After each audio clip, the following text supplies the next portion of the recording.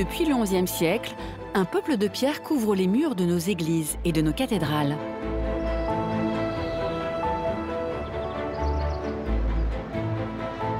Apparus à l'époque romane, de véritables tableaux tapissent nos édifices religieux. C'est vraiment un sermon de pierre. Portant un message fort à destination des fidèles. Nous avons lieu d'espérer parce que Dieu triche souvent pour faire pencher l'âme du côté du bien. Une foule de rois, d'anges, d'hommes, de femmes, d'animaux. Nous avons le lien entre le dur labeur des hommes, les bêtes qui les aident, et la bénédiction divine. Des créatures fabuleuses, mais aussi des démons ont progressivement peuplé les façades et les hauteurs. Certaines sculptures sont invisibles. Seuls les chemins de traverse permettent aux initiés de les apercevoir. À Notre-Dame de Paris, un mystérieux bestiaire a été réinventé au XIXe siècle, comme ces chimères. Elles sont le reflet de tous les vices, de tous les maux, de toutes les peurs du monde. Certaines, en partie détruites lors de l'incendie de la cathédrale, font l'objet de toutes les attentions. C'est incroyable de voir la beauté et la finesse de ces sculptures. Je les trouve magnifiques. De Notre-Dame de Paris aux plus célèbres cathédrales, comme celle d'Autun, de Laon ou encore d'Amiens, nous vous proposons un étonnant voyage au pays du peuple de pierre.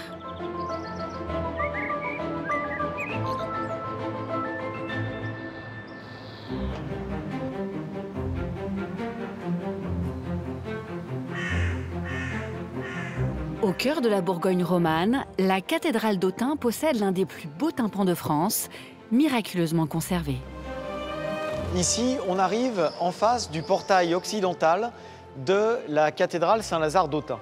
C'est un chef-d'œuvre de sculpture romane réalisé dans les décennies 1130-1140 à peu près, au moment où on reconstruit cette église qui est à la fois cathédrale et église de pèlerinage, puisqu'elle contient le corps de Saint Lazare, un personnage biblique que Jésus a ressuscité. Et donc, c'est tout à fait naturellement que ce portail traite de la question de la mort et de la fin des temps. C'est vraiment un sermon de pierre. Ce tympan montre les différentes étapes du jugement dernier. Vous avez au centre le Christ, vous avez ensuite les 4 anges qui sonnent de la trompette, qui provoquent la résurrection des morts qui est au linteau en dessous. Et ensuite, vous avez les élus à la droite du Christ, à la gauche du Christ, la pesée des âmes et les damnés. Ces damnés sont représentés de manière absolument grotesque. Certains d'entre eux reçoivent des peines qui sont liées à leur péché. On a la femme dont les seins sont mordus par les serpents, c'est la luxure. On a surtout ce personnage qui est assis sur un trône et dont d'énormes mains sont en train de tirer la tête. C'est quasiment le péché d'orgueil, celui qui s'imagine assis dans une situation et que d'énormes mains viennent tirer de ce faux confort. C'est à la fois donc la terreur et la dérision. C'est vraiment la pire peine. Non seulement vous allez souffrir pour l'éternité, mais en plus on va se moquer de vous pour l'éternité. La Cité de l'Architecture à Paris présente des copies grandeur nature des éléments les plus marquants des édifices français emblématiques. Ces moulages du 19e ou du 20e siècle ont été faits avec des techniques très avancées et on a vraiment le moindre détail. On est vraiment dans une réunion de chefs-d'œuvre et c'est assez émouvant. Ouais. Et parmi ces moulages, le tympan de la cathédrale d'Autun. Quand on regarde un grand portail du jugement dernier comme celui-ci, on est toujours plus attiré par l'enfer et on est parfois un peu frustré que l'enfer tienne une place qui est proportionnellement réduite. Il ne faut pas oublier que le Christ est vainqueur, c'est-à-dire qu'à la fin de l'histoire, c'est quand même le bien qui triomphe. Donc l'enfer est quand même relégué dans une position seconde. Et quand on regarde bien en fait, le détail des scènes, Dieu triche. Dieu veut récupérer des âmes. Et là, on voit l'ange qui est en train d'appuyer sur le plateau de la balance pour sauver et pour récupérer une âme pour Dieu. C'est l'Apocalypse, c'est un moment dramatique, mais c'est d'abord un message d'espoir, c'est le triomphe du Christ. Si on observe bien, on voit que la plupart des corps sont extrêmement allongés et que le Christ est dans une position qui est anatomiquement impossible. Mais il ne faut pas prendre le sculpteur pour un bonnet, il l'a fait exprès. Il cherche, en fait, il sort du réalisme et il s'aventure dans ce qu'on a appelé bien plus tard l'expressionnisme pour signifier des choses qui ne sont pas de ce monde. Au Moyen Âge, cet art se répand dans toute la France. À Poitiers, la façade de l'église Notre-Dame-la-Grande est typique des édifices romans du Poitou. Le peuple de pierre n'y est pas concentré sur le portail, comme en Bourgogne, mais au contraire réparti sur un immense frontispice. On l'a pensé comme une première page de livre. On a placé les figures dans l'idée d'habiter tout le champ possible de cette page de pierre. Cette façade rappelle des modèles antiques. On va trouver l'importance des arcades, des petites arcades, les arcatures des 2 niveaux. C'est vraiment des choses qu'on a dans l'architecture gallo-romaine. Et puis, plus étonnant, certains motifs ornementaux. Et au-dessus de la frise du 1er niveau, on voit par exemple des têtes qui crachent des rinceaux, c'est-à-dire des enroulements végétaux. C'est un motif inspiré de l'Antiquité. Et puis on a également ces figures étonnantes. Des têtes grimaçantes, des visages qui vous regardent, qui sont placés notamment sur les modillons, c'est-à-dire sur les petits éléments qui retombent de la façade. Et là, on a à la fois de l'humain, de l'animal, et tous les éléments intermédiaires entre l'humain et l'animal. On est dans une volonté de comprendre le monde. Et le merveilleux, le fantastique, fait partie du monde. Si on lit les textes encyclopédiques du XIIe siècle, on va imaginer qu'existent des créatures un petit peu intermédiaires entre l'homme et l'animal, qu'elles habitent aux limites du monde ou dans des mondes souterrains. Et c'est toute cette création qui s'affiche ici.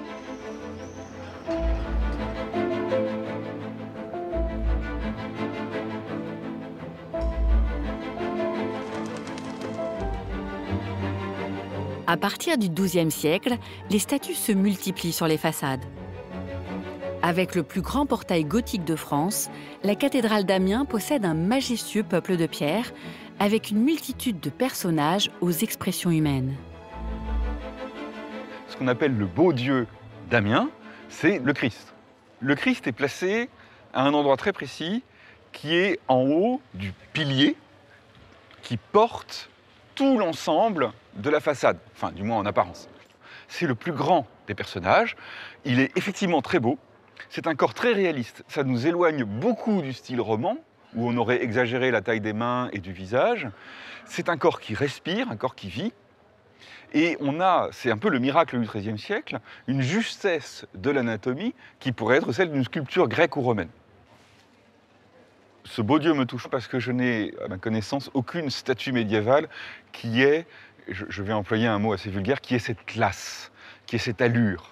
Or ici, il y a une sorte de réserve et en même temps de perfection des proportions qui est à peu près unique. Le beau Dieu, c'est le Christ enseignant. Le tympan, c'est le Christ ressuscité et le jugement dernier. C'est un programme assez classique pour ce type d'édifice, mais ici, sa mise en œuvre est exceptionnelle.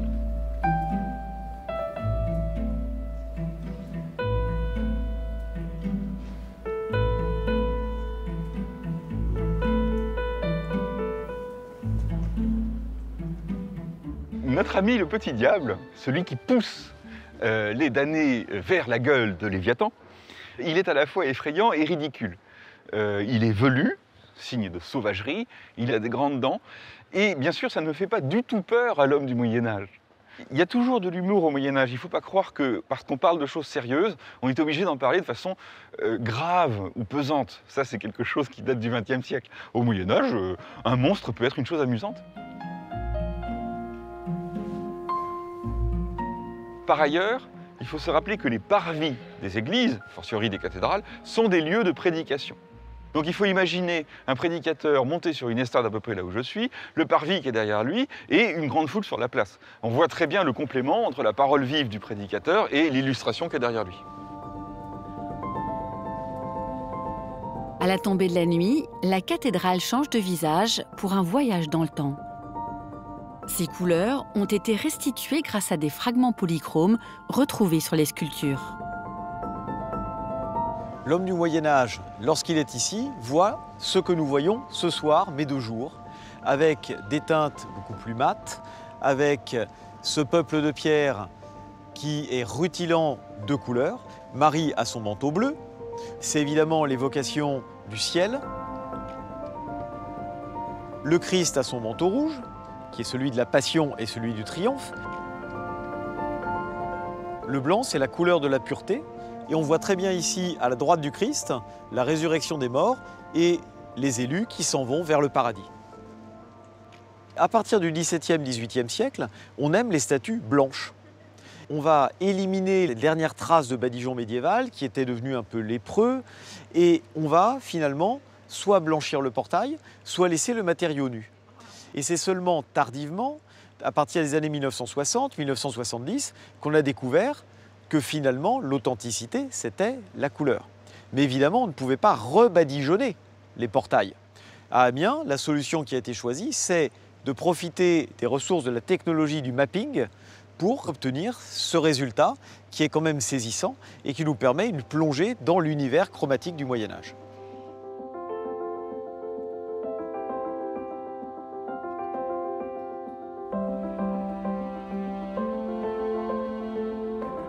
Les statues ne couvrent pas seulement les tympans, elles ornent également les parties hautes de ces édifices. Avec plus de 2300 sculptures, la cathédrale de Reims présente le décor le plus important d'Europe et une galerie des rois exceptionnelle. La galerie des rois, caractéristique de la cathédrale, elle domine toute la façade avec au centre le baptême de Clovis, l'acte fondateur du royaume chrétien des Francs qui était célébré ici même. Nous voyons Clovis dans la cuve baptismale, les mains jointes, avec d'un côté Sainte Clotilde, son épouse, et puis Saint-Remy, l'évêque de Reims, qui représentait au moment d'un miracle tout à fait extraordinaire, le miracle de la Sainte Ampoule. Le petit clerc chargé d'apporter l'huile nécessaire aux onctions post-baptismales n'arrive pas à rentrer dans le baptistère, tellement il y a de monde. Et une colombe apparaît en portant dans son bec une petite fiole avec une huile odorante, à l'odeur suave. Depuis, chaque roi était oint de la même huile. Nous sommes là dans une continuité que signifie aussi la Galerie des Rois avec ses statues colossales, 56 statues en tout. C'est plus qu'il y a eu de rois sacrés. Elle représente une royauté universelle dont le but est de conduire le peuple qui lui est confié vers un autre royaume et qui n'est pas de ce monde.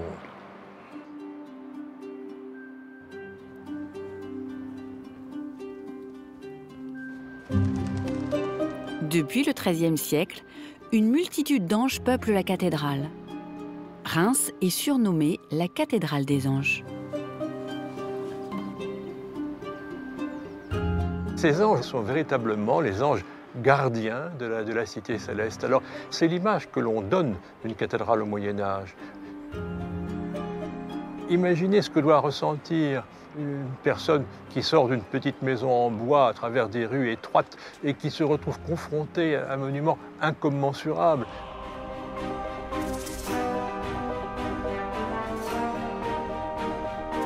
C'est un monde tout à fait fabuleux et ces anges sont un avant-goût du ciel. Ces anges aux ailes déployées sont surmontés de petits pinacles qui pèsent la bagatelle de 8 tonnes et qui sont des contrepoids stabilisant le contrefort. De cette nécessité technique, on a fait un raffinement symbolique en plaçant à l'intérieur des contreforts ces statues majestueuses.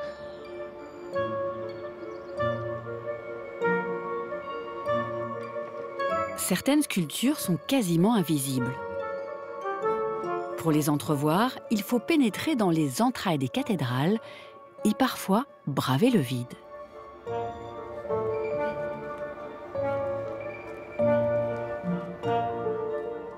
Nous sommes ici dans un endroit un peu particulier, derrière le gable du grand portail sud et derrière une statue de licorne.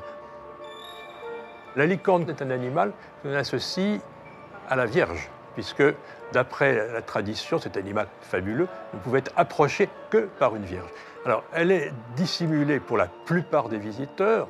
Quelques initiés peuvent tout de même l'apercevoir en choisissant le bon angle de vue. Et c'est cela, cette invitation à aller au-delà de ce qui est visible au premier plan. On a souvent remarqué qu'à Reims, comme ailleurs, il y a beaucoup de sculptures qui sont cachées. Je rappelle qu'au Moyen-Âge, on ne porte pas de lunettes, c'est-à-dire qu'une grande partie de la population ne peut tout simplement pas voir des sculptures placées en hauteur ou placées loin. Nous pensons que la sculpture est faite pour nous. Ce n'est pas vrai. La sculpture est faite pour Dieu. Je rappelle que l'Église est une offrande à Dieu.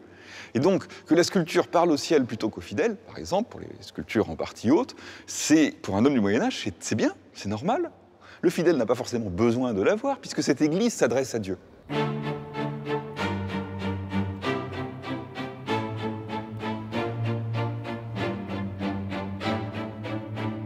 La cathédrale de Laon possède elle aussi un ensemble de statues impossibles à voir au premier regard. Ici, on est au niveau des tribunes et au-dessus des arcs-boutants, nous voyons des Atlantes. Ce sont des statues cachées qui soutiennent la corniche et qui sont au nombre de 40. Elles sont en dehors des portails qui portent le véritable contenu théologique, mais ils ont aussi un sens. Ce sont des laïcs. Certains ont des traits physiques très étonnants. On voit par exemple un bossu, ici, avec sa tête vers le bas. À côté de lui, un qui est de profil, qui maintient avec une main la corniche, qui est barbu et qui croise dans une position étrange avec sa deuxième main. Ensuite, nous avons un jeune un peu mélancolique qui repose sa tête sur son bras. Les statues des arcs-boutants portent le message du lien entre le clergé et le monde laïque, puisqu'ils représentent des laïcs qui ont peut-être contribué à la construction de la cathédrale. Le clergé cherche à leur rendre hommage et qu'on puisse se souvenir de leur contribution.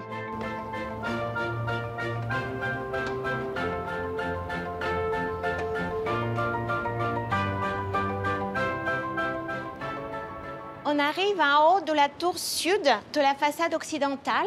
On voit sa voûte, elle est sur plan octogonal. Et puis nous voyons la tour nord avec les bœufs. Donc en totalité, il y a 16 bœufs qui constituent la singularité de la cathédrale de Laon. Ils sont groupés 2 par 2. Ils regardent au loin. Certains ont des expressions souriantes avec des yeux largement ouverts. Il ne s'agit pas d'une simple sculpture décorative. Les bœufs de la cathédrale de Laon ont aussi une légende qui raconte que lors de l'incendie de 1112, on a commencé une reconstruction. Les bœufs qui aidaient les hommes à porter les matériaux travaillaient très dur. Un des bœufs est tombé en lassitude, ce qui veut dire qu'il était mort d'épuisement. Et aussitôt, il était remplacé par un bœuf miraculeux. Donc nous avons la jonction entre le travail, le dur labeur des hommes, les bêtes qui les aident et la bénédiction divine sur la cathédrale.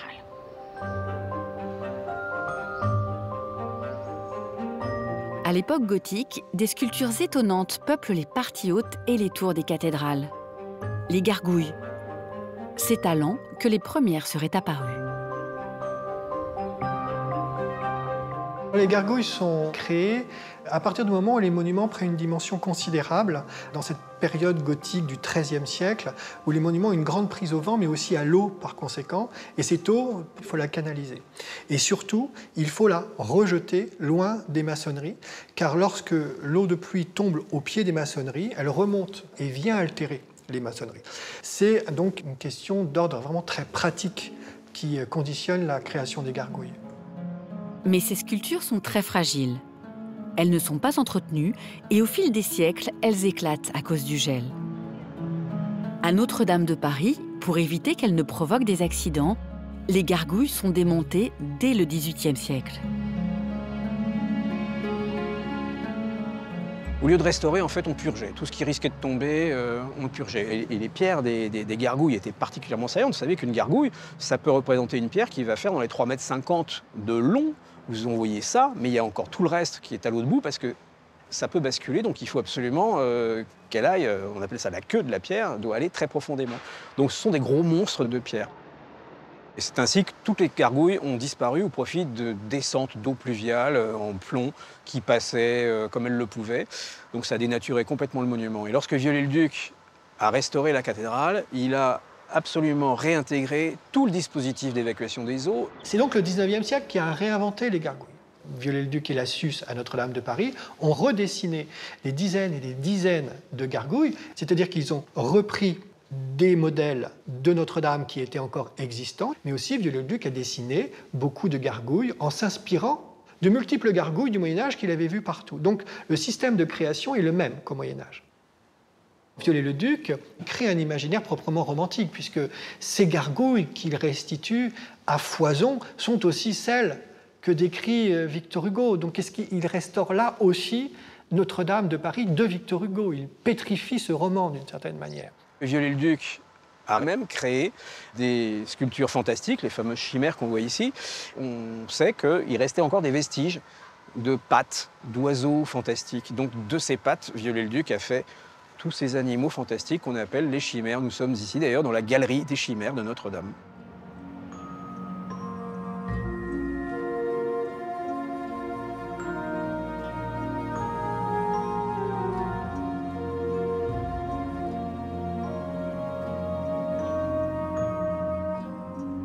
Il y a une fonction différente entre les gargouilles et les chimères. Les gargouilles rejettent de l'eau. Les chimères ne servent pratiquement à rien. Les gargouilles ont véritablement une fonction de défense et de protection des églises. Elles sont là, elles attendent, elles guettent, elles surveillent. Les chimères invitent le monde à se protéger de lui-même. Elles sont le reflet de tous les vices, de tous les maux, de toutes les peurs du monde. Le striche-penseur est un être monstrueux qui regarde le monde d'une manière songeuse. C'est aussi pour cela que le striche-penseur est puissant. La femme-chat représente le côté malicieux, manipulateur, complexe de la femme pour les hommes du XIXe siècle. Il y a des animaux étranges qui montrent que la société peut transformer le monde en profondeur de manière malsaine. Tous ces êtres, donc, sont comme un miroir de la société. Il n'y a pas de critique farouche contre ces gargouilles et ces chimères. Très vite, dès les années 1880, on pense qu'elles sont du Moyen-Âge. C'est la preuve d'une œuvre intégrée et qui fonctionne bien comme doit fonctionner une église, c'est-à-dire comme une sédimentation de plusieurs réalisations dont elle fait synthèse. Certaines chimères n'ont pas été épargnées par l'incendie de Notre-Dame de Paris. Au pied de la cathédrale, des restaurateurs tentent de leur redonner vie. Cette sculpture, c'est les fameux alchimistes, un des chimères que malheureusement on a dû déposer parce qu'il avait pris le feu. L'effet conjugué de la chaleur puis de l'eau projetée par les pompiers a fait éclater la pierre. Là, on a l'alchimiste avant l'incendie et après l'incendie. Du coup, il a eu des gros dégâts et on a dû mettre un film pour tenir les morceaux ensemble parce que ça risquait de tomber. Et après, ça a été mis dans du plâtre et aujourd'hui, on l'a ici dans l'atelier.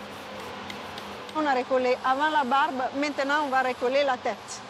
La tête, elle n'est pas collée pour l'instant parce que, comme vous voyez, elle est tout fracturée et on fait tout très délicatement et à la main parce que chaque choc, ça peut créer une nouvelle fracture. Quand on a commencé à lever tous les plâtres qu'il y avait autour, c'est incroyable de voir la beauté et la finesse de ces sculptures. Je les trouve magnifiques. Vas-y. Les restaurateurs percent en douceur la tête de la chimère. Baisse. Une opération à haut risque. Le contrôle en même temps, c'est qu'il va apparaître des autres fissures pour éviter que ça explose. C'est bon. La tige, elle est là. On va voir si ça va bien ou on doit prendre un autre. Cette tige, ça sert pour tenir en place la tête comme un colonne vertébrale à l'intérieur de sa tête. Parce que si on va jusqu'à coller, ça ne tiendra jamais. Non, c'est bon. Allez, on y va. Aspetta. Attends. Dernière pièce à fixer, l'extrémité du chapeau de l'alchimiste. Quand on dit qu'on travaille sur les chimères de Notre-Dame, tout le monde il est étonné parce qu'ils sont hyper connus, naturellement. On a presque l'impression que le soir, peut-être qu'ils se vont réveiller, je ne sais pas. Du coup, on a un peu cette mythe sur les chimères que c'est assez fantastique. Pour un restaurateur, c'est toujours magnifique recréer quelque chose qui était dans des conditions désespérées. Ces originaux seront copiés et rejoindront dans quelques mois la Galerie des Chimères de Notre-Dame de Paris pour que ce peuple de pierre soit à nouveau complet.